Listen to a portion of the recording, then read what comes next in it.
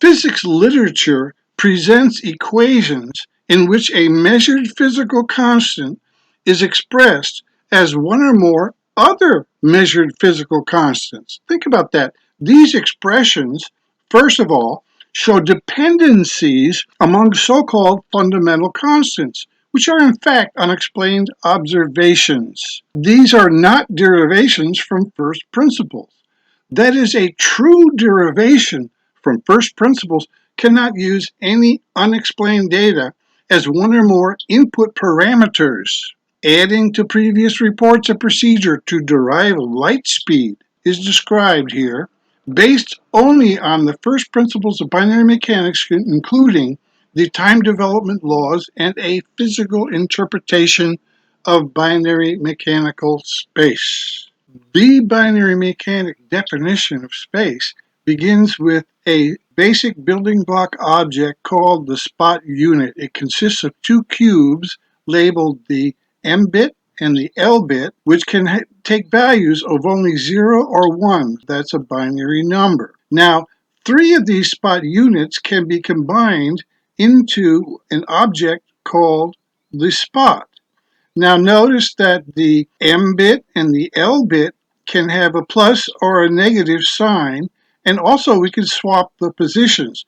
In other words, the arrow here would point into the left instead of to the right. This gives us 8 possible configurations for spots. The electron spot is shown here in the center. The dark red, green, and blue show the quarks, and the anti-quarks are the light green, light blue, and light red. The positron is not seen in this illustration because it's on the other side. And here we see it when we rotate around to look at the other side. With space-time quantization, infinitesimal time evolution operators are inapplicable in traditional conventional quantum mechanics, since only integer increments are allowed.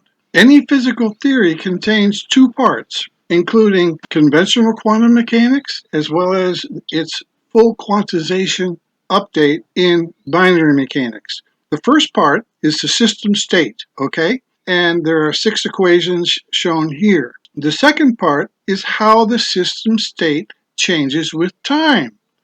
With those two things, you have the whole picture.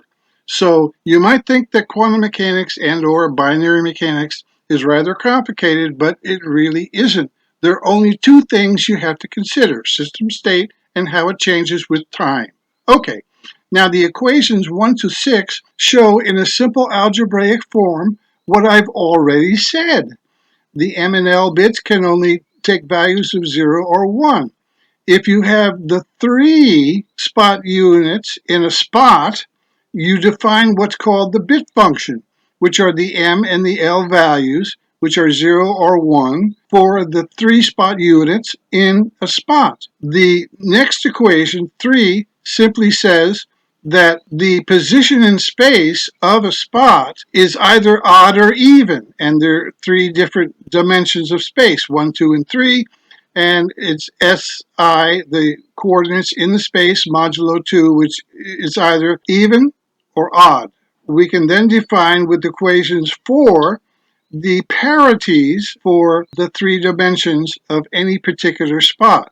And I've already told you in the simple algebraic equation gives you the sign of the M bits, which are related to electric charge, and the L bits, which are related to the direction of quanta flow. Now let's talk about how the system state can change over time. These changes in binary mechanics are called bit operations.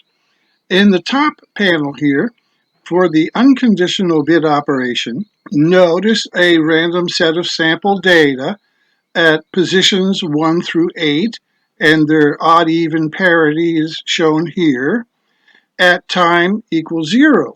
In the unconditional bit operation, all of these bits at time equals 1 tick later in time, shift to the right in this particular example. You can pause to examine in more detail the scalar and vector bit operation examples. More detail on the system state is given in the paper in the Journal of Binary Mechanics titled Binary Mechanics Postulates.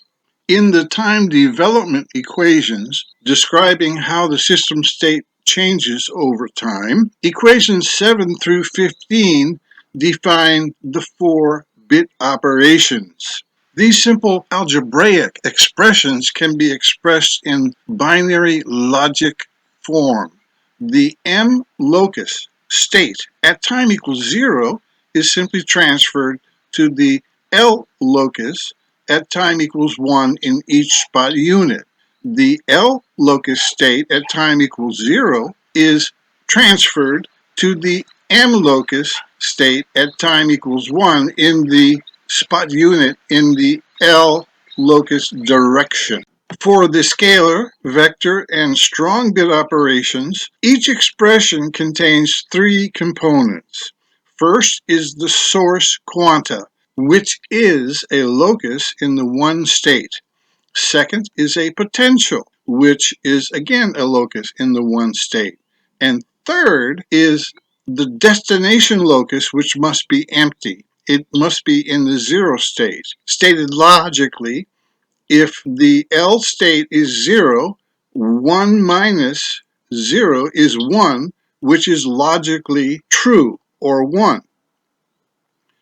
This latter criteria in each of the scalar, vector, and strong bit operations, shown here, relates to the fundamental mechanisms of certain effects in the theory of special relativity. Notice that the algebraic expressions contain certain symbols which are analogical to quantities in the classic physics Lorentz equation for electromagnetic force. For example, E and Q refer to elementary charge, which refer to the state of the M bit here, and not, and this is a very crucial point, folks, and not to the measured value. Likewise, phi and one component of the vector potential in the Lorentz equation refer to the states of an M bit and a countercurrent L locus. Equation 16 represents simply that the 3 spatial dimensions are a cyclic ordered set, that the scalar, vector, and strong bit operations are applied in a cyclic ordered fashion.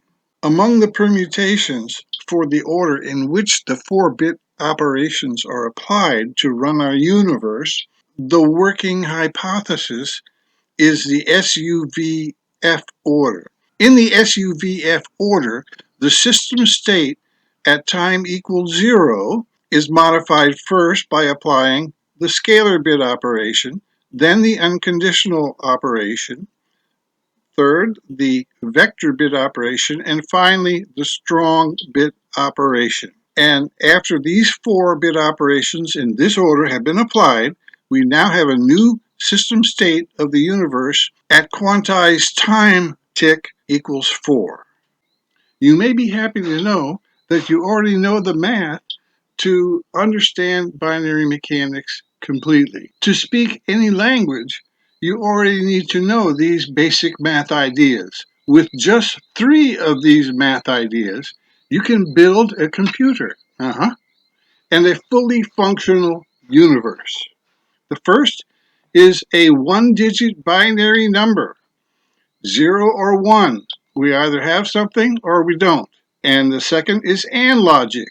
The truth table is shown below.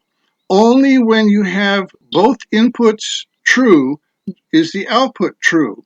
If you have 3, you can have a 3-input AND gate, as was shown with the scalar, vector, and strong force algebraic expressions. The third logic item that everybody already knows is not logic. If the input is 0, the output is 1.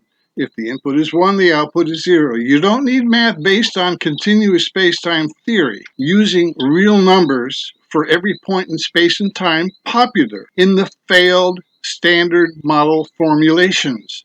which at best can only approximate physical events, and which look like this. Good grief.